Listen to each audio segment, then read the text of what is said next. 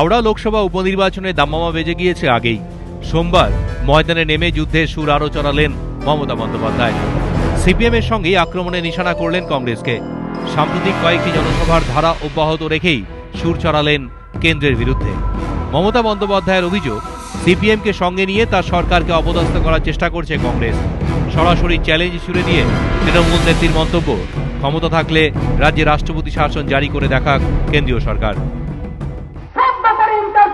রাজ্য সরকারে 35 বছর পর একটা নতুন গভর্নমেন্ট এসছে, তাকে ভেটো দেওয়ার চেষ্টা করেছো, তাকে আইনে দেওয়ার চেষ্টা করেছো, তাকে সিবিআই দখল করার চেষ্টা করেছো, তাকে সত্য ভলেন্টিয়ার করার চেষ্টা করছো। এত সহজ থাকলে রোজ রোজ বোঝাবে না। বডির অবস্থা হলে 365 করে এই 356 করে দেখে নেবে, বুঝে নেবে। কংগ্রেস সিপিএম যখন তৃণমূল বিজেপি আততের অভিযোগে সরব, তখন পাল্টা আক্রমণ শানিয়েছেন মমতা বন্দ্যোপাধ্যায়। মমতা বন্দ্যোপাধ্যায় এদিন আরো অভিযোগ করেন, কংগ্রেস সিপিএম এবং বিজেপি মিলে অনৈতিক জোট তৈরি করেছে।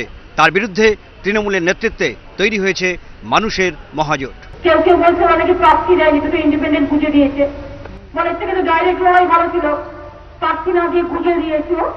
একটা আবার বড় বাজারে হিন্দি স্পিকিং, হিন্দি বাঙালি ভাগাভাগ, আর একটা বাঙালি স্পিকিং, এসব নানা রকম খেলা অঙ্ক চলে। একটাই অঙ্ক, তৃণমূলকে হারাতে হবে।